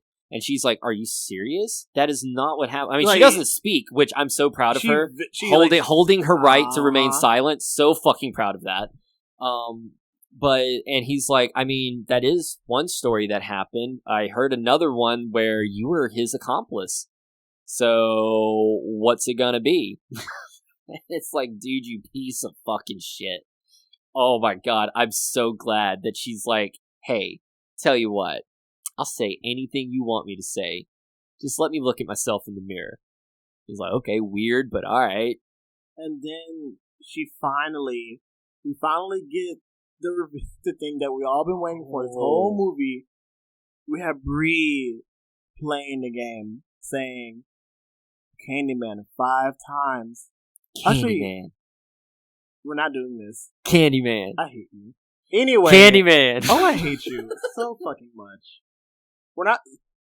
Remember what Troy said. Black people don't summon shit. And we're not about to start today. We're not about to fucking do this. No.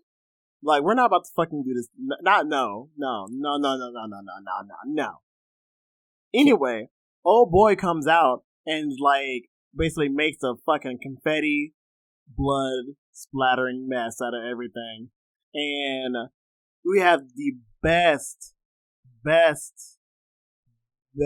final scene. I think was really good, where he shows the different forms of Candyman as he recites this very nice little monologue. It's the same quote from the first movie, which I love so much. And it's like a distorted. I want to say it's Tony Todd and Yaya at the same time. At the same time, because it's very distorted. Mm-hmm. You can hear Yaya and you can hear Tony, and so I think they overlapped it. Is what I'm assuming, because it sounds so cool, and it just adds on to the blending. I am the writing on the wall.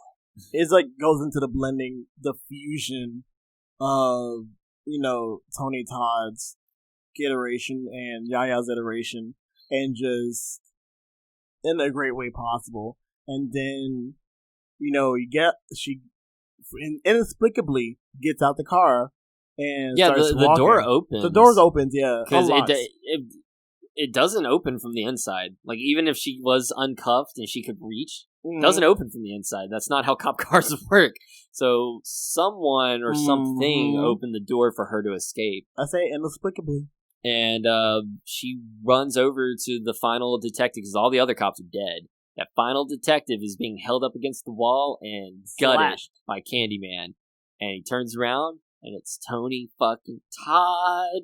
De-aged, looks really wonky, I'm not even gonna lie. It's the one part of the movie that kind of threw me off a little bit as far as the visuals go, because that de-aging is very... But it's just cool to have Tony Todd back. And he says, "Tell everyone." And then all you see is Brianna just contemplating, reflecting, as reacting the cops show up. As the cops show up, and then we get Candyman. And then it pulls back to see the shadow work of the origins of every single Candyman known to man. Which, that origami shadow work was really cool. I love that so much. It was a very good way to differentiate from almost every other movie because it's a great art. It was a great artistic choice to differentiate itself from not only the previous Candyman, but also like every other horror film. Yeah, because it gives it a whole movie and also like a very art house kind of feel. It reminds me of the Babadook a little bit, only because of the cardboard cutouts. But where you only get a little bit of that book itself, you get like a full cinematic experience with these little cutouts. So I really appreciate that. There is an alternate ending that they did not use that me and you watched. I was wondering, I was thinking in my head, is like, where were they going to place it? Because this one is kind of more of a fulfilling kind of deal. What they could have done is like kind of panned out on her, like where she's contemplating. They could have panned out on that just a little bit longer, and then cut to this like a couple weeks later, or some shit like that. I feel like with everything going on, I feel like that it would have been weirder. Oh yeah, no, of the fact that like, oh, where was the part where she was like getting booked and all of that? Because you know they're gonna arrest her. Yeah, no, 100%, because dash cam. I mean, you're literally, those cameras are just gonna see cops inexplicably dying right in front of the fucking vehicle, and then her walking in front of the vehicle, out of camera sight. So it's gonna be. They're gonna sit there and go, okay, no. I don't know how you did it, but you did it. Yeah, so that's kind of why I was like, I don't know where they could have placed that alternate ending. But yeah, I think that's probably ultimately why they didn't use it. But it's kind of a sweet ending where she shows Anthony's artwork. It feels more romantic. It's fulfilling, like you said. It's very fulfilling. It feels more fulfilling and kind of more like it leaves a little bit on more of the open-ended thing. In the theatrical ending, they leave it to where the legend is back, and they can easily make a sequel, or they can easily just keep going on with this story. Where the other one was more like a self-contained ending, where this is it, this is the movie. You know, I kind of wish they would have kept the self-contained ending because I feel like, but it's just too many questions, though. I mean, even you said there's just like she got booked. She would have gotten arrested. Yeah, I feel like there's just so much that could have gotten that they could have, talked about more that can be explained upon, especially with the more expanded world of Candyman. Mm-hmm. Even if it's through Anthony's eyes or through the eyes of like the other Candyman before, there's a lot that could have been done with it, I feel.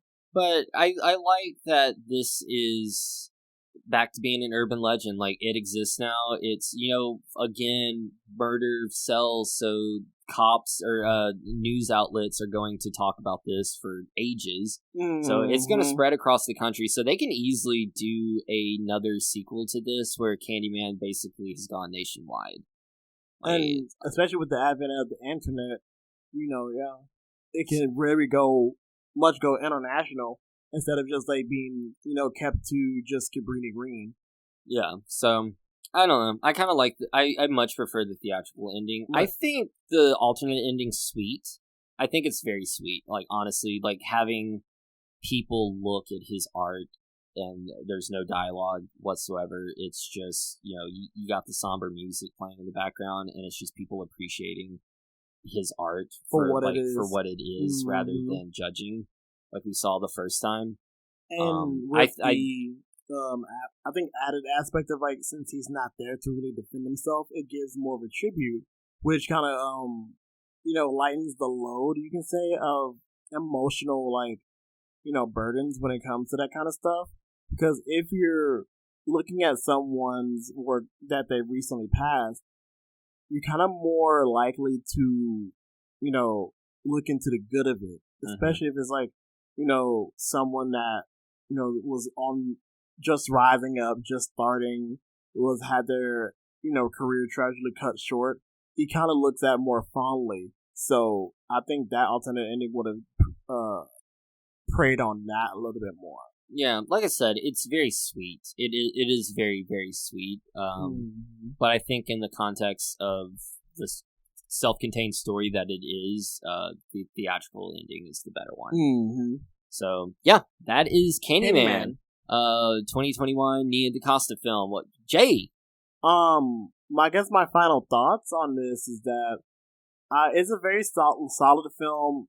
It feels like it's more culturally relevant now than it was, and then than it was probably back then. And I just feel like it was, I guess, a relevant film, and it was needed for Black horror icons to, reign supreme again. I don't say reign supreme. I would love to reign supreme, but to be back in a consciousness. This was a very important film for the genre and its impact. So I'm giving this a solid about 3.5 out of 5. Really?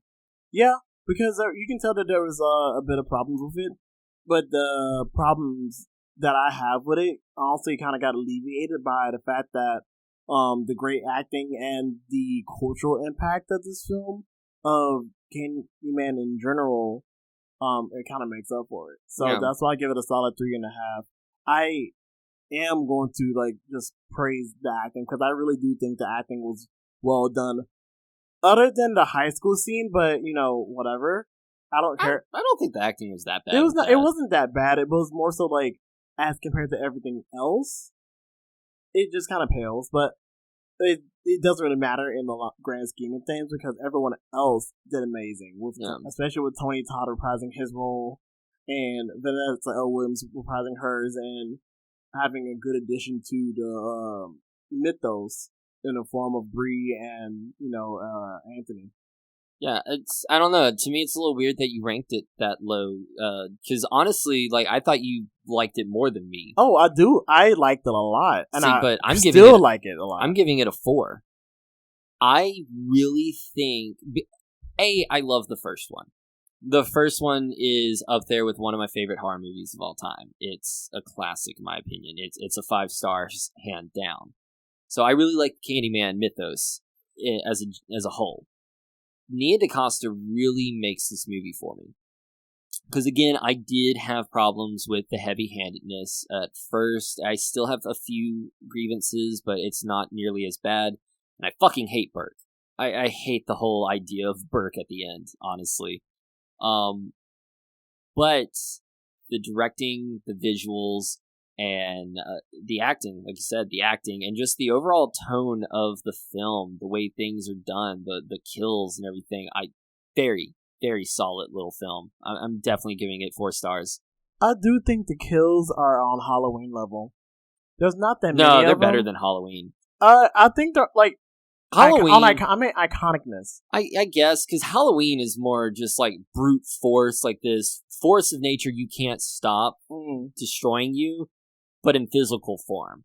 Where this has this creepy, almost Freddy Krueger Nightmare on Elm Street vibes, where you can't physically stop it. You're right. It's your own fault that this is happening to you, because either, in Nightmare on Elm Street you fell asleep, this one you invoked the curse of Candyman, and the way Nia DaCosta visualizes it with shadows and reflections and shit like that is just so good. So I would much rather cool visual kills than a force of fucking nature brutalizing you. Okay, yeah, when it comes to similar styles, yeah, I agree with that with Nightmare on Elm Street. But I just think it's these kills feel I feel like they are just iconic in a way that Get Out feels iconic. In the way it's these deaths are gonna go in the top 10 greatest horror deaths of all time.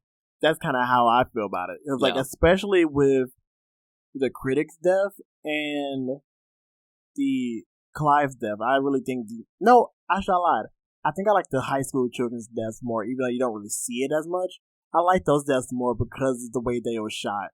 So I like that. I like the fact that you don't actually see a lot of it, because it leaves it up to your imagination. How brutal it can be. Your imagination will always be better than seeing something. That's the interpretation you were wanting. That was the leaving up to interpretation you were wanting. Not the themes, but the kills. All right, so before we move on, that's the end. We capped off Black Director Month. And wow, we finished another month. This is 2 months down the drain. How do you feel? I feel really good. Before we move on, before we get to all of this, I wanted to ask, but same thing we did last month. How would you rank these 4 films? God, it feels like it's harder. I hate to say worst to best, but like you're like you know what I mean, like from the bottom to the top. Okay, so I don't know, man. I think I'm gonna rate it as this, just for the sole fact of like there was more surprises than I think. There were more hidden gems. Mm-hmm. So Get Out is gonna be my number 4. What? All the way down? All the way down because it's Get Out. Mm-hmm. I think for the sole fact that it's just Get Out. Like, I don't need to. I really don't need to, like, rate it, whatever. But if right now, this is like how it feels. So, Get Out's number 4. Bones is number 3. Candyman is number 2. Wow. And Death by Temptation is number 1. Wow. But I really think I like Death by Temptation. It grew on me. Yeah. Because, like, all of the other films are major motion pictures. Yeah. That, were made made via Hollywood. Death by Temptation was a passion project that took, one man's, like, thought processes and just went with it. And you can tell that it was, like, a lot of it probably was self-financed or financed through, other means outside of Hollywood. As with these 3, these have Hollywood written on them, all over them. So, with that in mind, and the fact that, like, just Ernest Dickerson is just a great everything else. Yeah, I need more movies by him. I don't like the fact that I did put Bones at 3 because that's his baby direction-wise, but I really do think his cinematography in Death by Temptation just knocks it out the park. And even with all of the visuals and, like, nuances of every other film that we've seen this month, they've been amazing and very much so, like, great in its own way and unique in their own way. I think Death by Temptation surprised me with how intrinsically unique its premise and the production and everything, how it came together is. So that's why it puts that at number 1. Wow, I'm extremely shocked. Mainly because my list is yours flipped upside down. Yeah, no, complete opposite of yours. Okay, so it goes Death by Temptation, then it goes Candyman, which I know I ranked Candyman as far as, like, stars more than Bones, but I am definitely going to be watching Bones a lot, because I really enjoyed that one. So Death by Temptation, Candyman, Bones, Get Out. I respect that. I feel like they can't really be ranked like that. They all bring something different to the table. Oh, yeah. And like I said in the beginning of this episode and last week's episode, I really do feel like there's so many ideas that can come from Black horror directors that explains, like, Black experiences in forms of horror, but yet they're so little behind and in front of the camera when it comes to Black horror that all of it all of it's 1 degree or 2 degrees of separation away from each other. And like I said, all of these films have something connecting each one to each other, whether it's like, a Get Out and Candyman or Death by Temptation or Bones. There's always something connecting them that, some films can have completely different people working on it than others. Like, there's not really much, overlap. in these other kinds of movies as compared to the huge amounts of overlap with these films. Yeah. So that's kind of how I feel about it. And, you know, like in the comments, just, I kind of want everyone's opinion about, like, what they think of all of this, like, and the nuances of, like, you know, black filmmaking in terms of horror.